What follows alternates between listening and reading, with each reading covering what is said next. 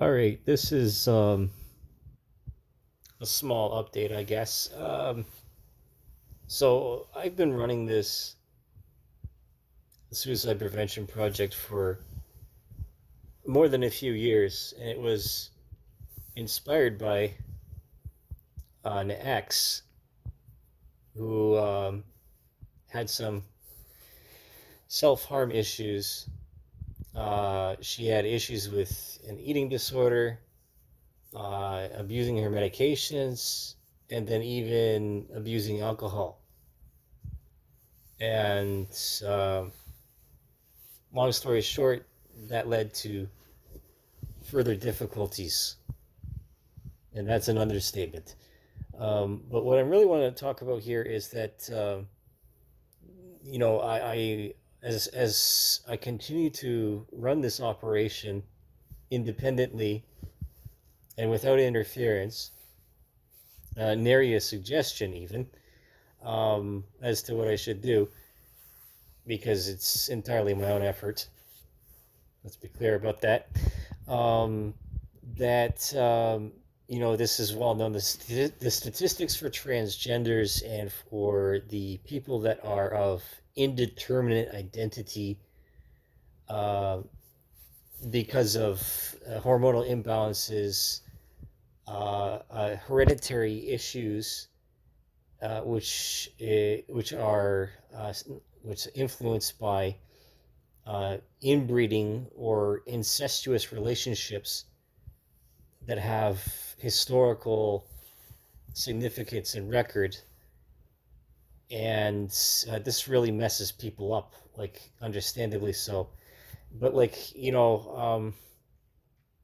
I've come to be this magnet um, for a target of outright hatred, because I'm sticking up for the science. I'm sticking up for. I'll say it right now. Like, I didn't want to be in a position where I had to stick up for women.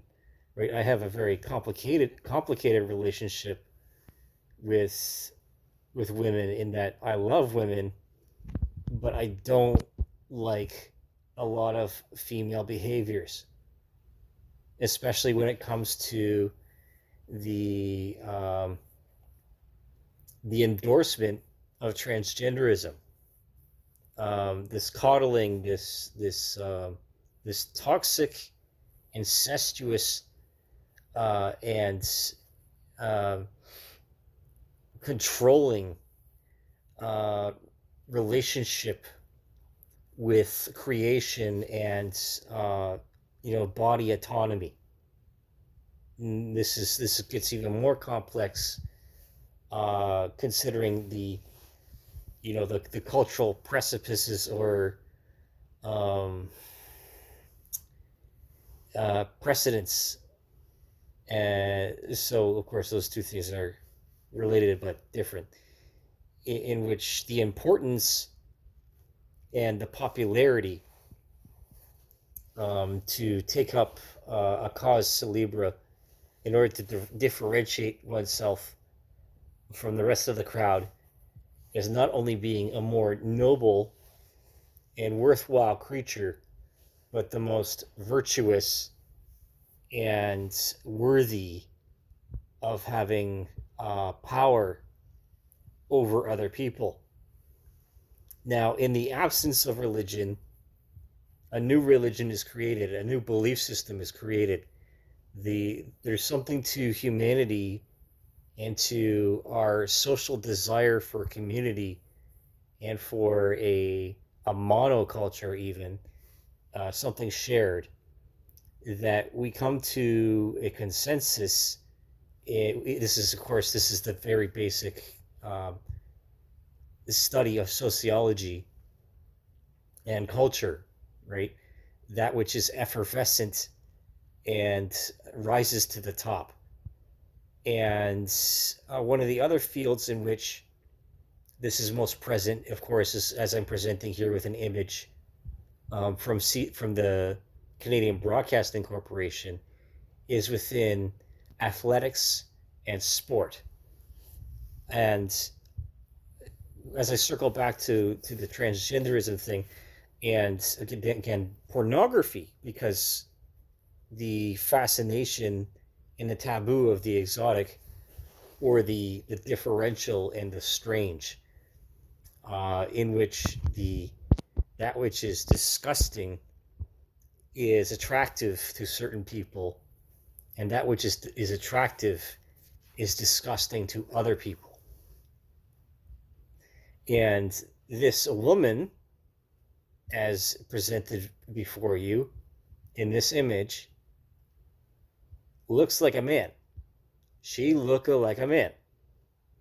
And the article complains, from her point of view, about the sex testing as in Olympian sporting events.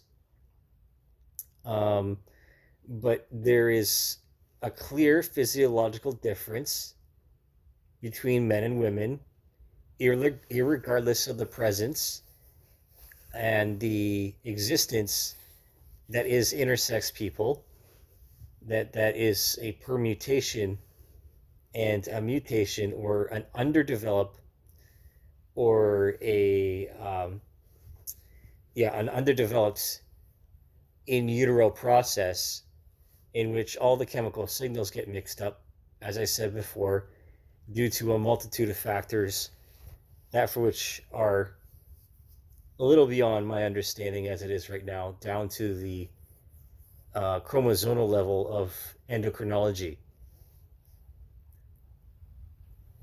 There are, again, especially as explains in other documentation, in some cultures, there is the presence of a syndrome called penis at 12 syndrome, in which a man does not develop external genitalia until the influence of testosterone begins at the age of 12, and then which they start developing their penis and their testes descent. So there's legitimate reason to have the sex testing and to have these blood tests done, so as to validate who is a man and who is a woman. And this is irrefutable. And it was never of any question until it became monetized, until it became something to talk about and to be a matter of controversy and debated, not only in Parliament, but also at the WHO and the UN, in which these things become inalienable rights to perform certain acts in the bedrooms and the privacy of each person's home. But when it spills out of the home and into the public sphere, then it becomes an issue. And why am I talking about this? Because this is the consequence of having transgender e-girls dancing around in front of you on Facebook. Now, I have been frequently in the past week or more been blocking these male to female transgenders and reporting them, because these communities that identify as these people were using the same tactics to cancel individuals that were sticking up for the logic and reason that is the foundation of science. And they were not politicizing the findings, right?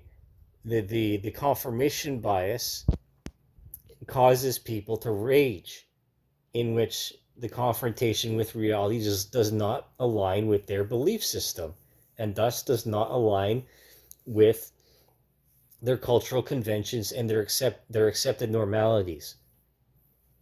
Now, this is something that in engineering fields, when you're trying to get to the bottom of a problem, you're always considering, always considering human factors, because the weakest link in any kind of system and any kind of structure is the human. It's the human, right? The person behind the screen, the individual writing the information down in the documentation, the person doing the assessment, and the one teaching another person how to do a certain job, etc., etc., etc. And the greatest weakness is not always the leadership, but the individual that supports the leadership, because it's a symbiotic relationship. And that's exactly what these people have been attempting to usurp, is to establish a new world order in which anything goes and they're allowed to exploit other people without any accountability. That's the end of it. That's the end of it. And I'm so sick. I'm burnt out. You know, it makes it hard for me as a man of principle and of discerning intelligence to trust women, because I see these young men who are on hormone treatments since the age of 8, and then brought up to be women, and then they go to Target and they wear these clothes which are tuck friendly and so on and so forth, and then they get to 18 years old and they start masturbating on OnlyFans, and they start bouncing around in soft core porn on platforms such as TikTok or Facebook. And that's sexual exploitation. That's the sexual exploitation of men. You see, it's a symbiotic relationship. That's the entire basis of the evolutionary biology, is that we don't asexually reproduce, because the human body is a symbiosis of different organs that have come to work with each other in a larger organism that is able to make its own decisions and is conscious of making its own decisions and has cognizance of its own decisions and the implications and the consequences of those actions.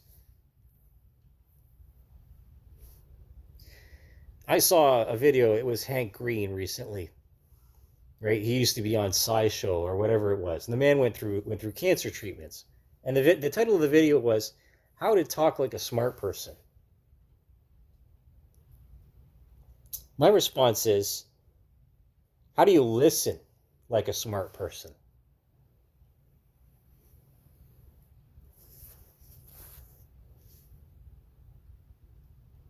Silence is golden, isn't it?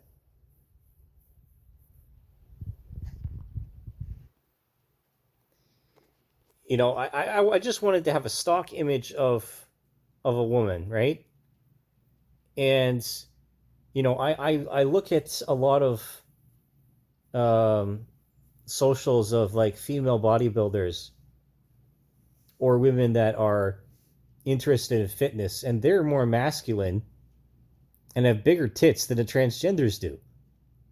And me, going down this pathway of self-improvement to recover from traumatic events and repeating stressful instances and reliving nightmares, quite frankly, because you know I have trouble sleeping.